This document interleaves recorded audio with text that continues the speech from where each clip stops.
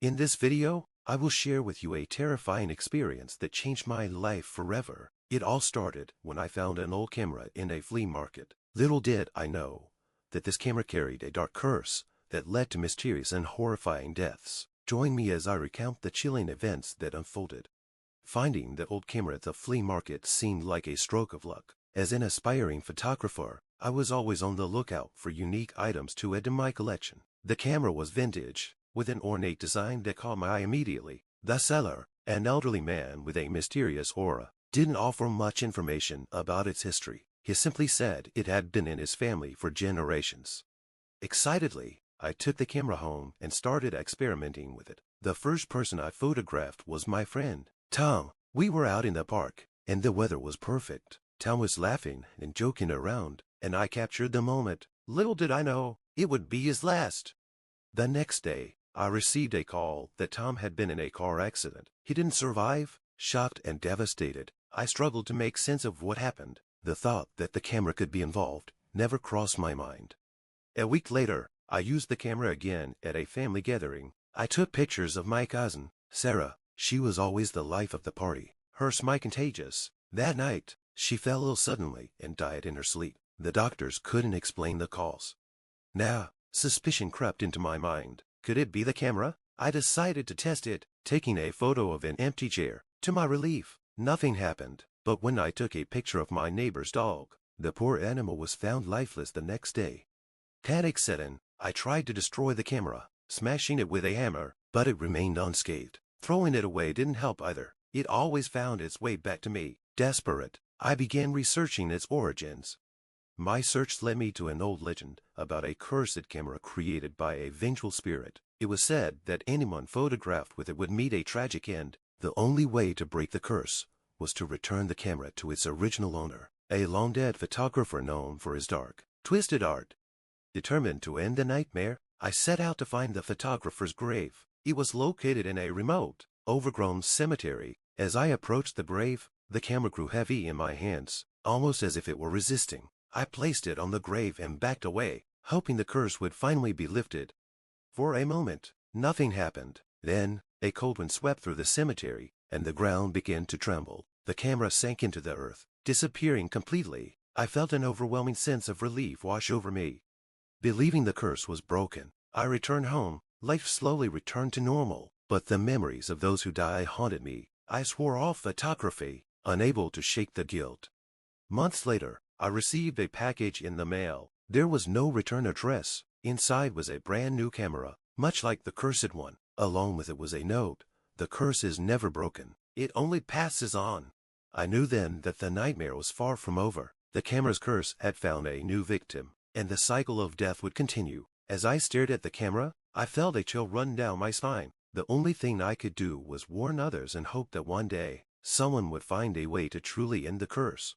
And so, I share my story, hoping to prevent more lives from being lost. Be careful what you capture, for some things are better left unseen.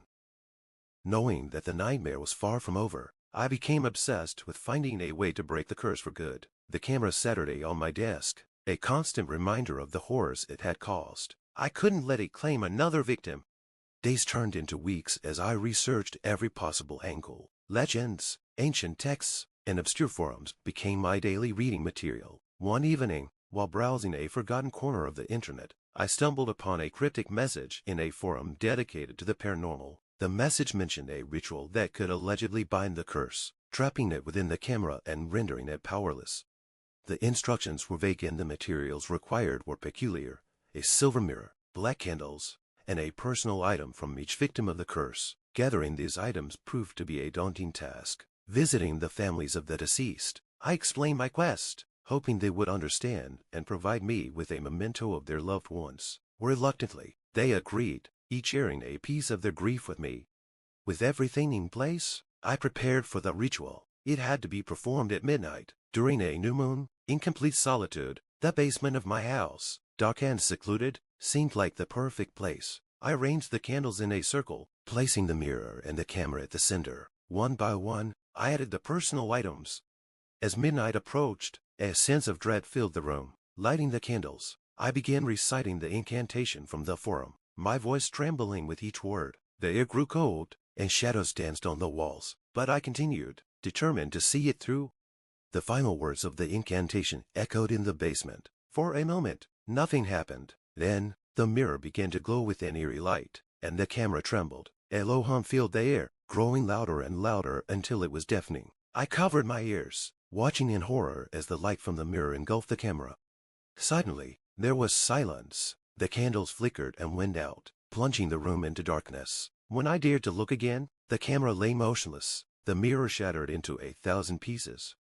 I held my breath, waiting for something to happen, but the room remained still. The camera no longer exuded the malevolent energy it once had. A curse, it seemed, was finally bound. Exhausted but relieved, I gathered the remnants of the ritual and buried them in the backyard, hoping to seal the curse away forever. I swore to myself never to speak of this night again, hoping that my actions had truly ended the cycle of death. Years passed, and life slowly returned to normal. The memories of those who had perished stayed with me, a solemn reminder of the darkness I had faced. Photography became a distant passion, replaced by a quiet life free from the shadows of the past. One afternoon, while cleaning out my attic, I stumbled upon an old photo album. Curiosity got the best of me, and I flipped through the pages. To my horror, there it was, a picture of me, holding the cursed camera, with a faint, ghostly figure standing beside me.